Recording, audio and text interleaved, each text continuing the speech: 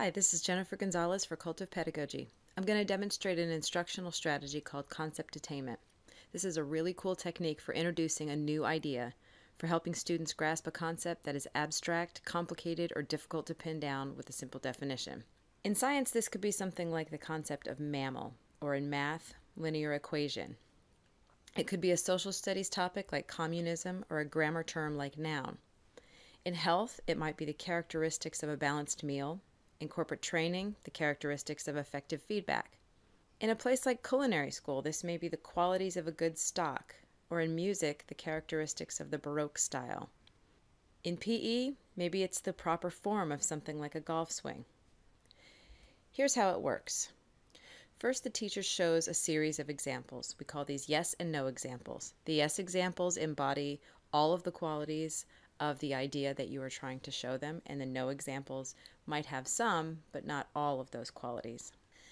As they watch these examples, students develop a common definition for all of the yes examples, or they attempt to do this. Then the students test and refine their list by looking at more examples. So I'm going to demonstrate this by showing you a short lesson on figurative language, which is a concept we look at in language arts or English classes.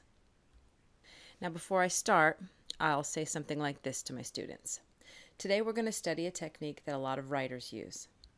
I'm not going to tell you the name of it just yet, but I will soon. If you guess it, just keep that to yourself for right now. First, I'll show you some examples that use this technique. I'll call these the yes examples. I'll also show you some examples that do not use this technique. I'll call these the no examples. Your job is to try to come up with a definition that describes all of the yes examples, something they all have in common. Think about your answer on your own at first, then I'll let you work with a partner after a few minutes. Ready? At the beginning, start with the simplest, most obvious kinds of examples so students can identify the basic characteristics. Here's a yes example of figurative language. Joe is a beast when he's hungry. And here is a no example.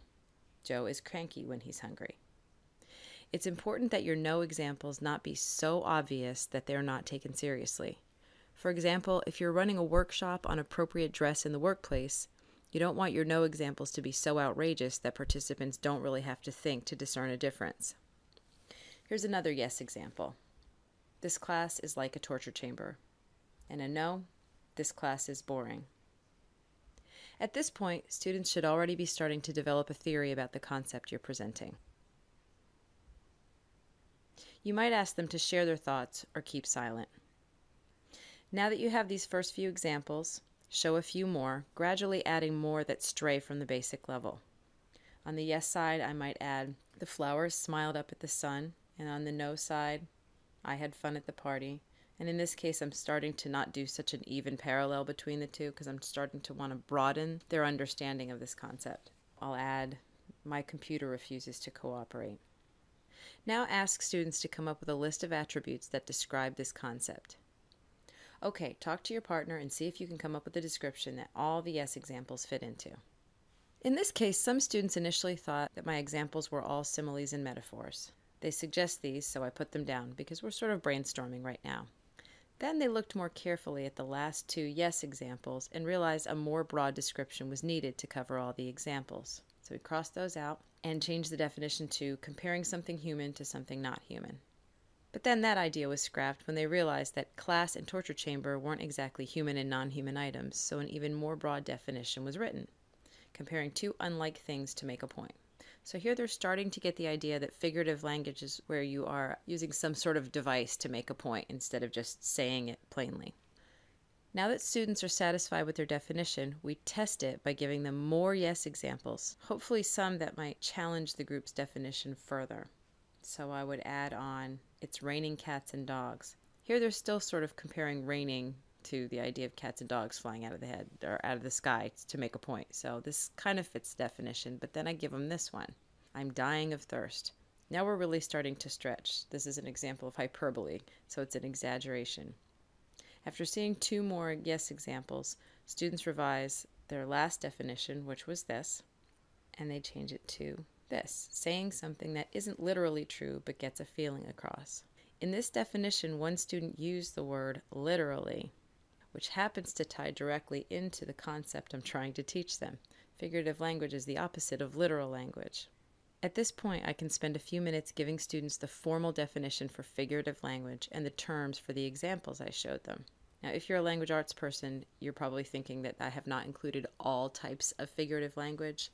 I'm not using sound devices in this one, like onomatopoeia or alliteration, because I think they start to get pretty far away from the idea of speaking figuratively, and I'm trying to get my students to understand the concept of speaking figuratively versus literally. So I would add those other types once they've got a good foundation in figurative language. Okay, so now I've completed my first 3 steps of concept attainment. Yes, no examples. Students develop a definition, and then they test and refine their definition by looking at more examples and seeing if they hold up. The final step is to have students apply their learning in a new task. This can be something really simple, like having them come up with new examples of figurative language. Or, if they're currently working on a piece of writing, I might ask them to go into their drafts now and find 3 places to add figurative language. That's concept attainment. I learned the steps of this strategy from Silver, Strong, and Perini's wonderful book, The Strategic Teacher.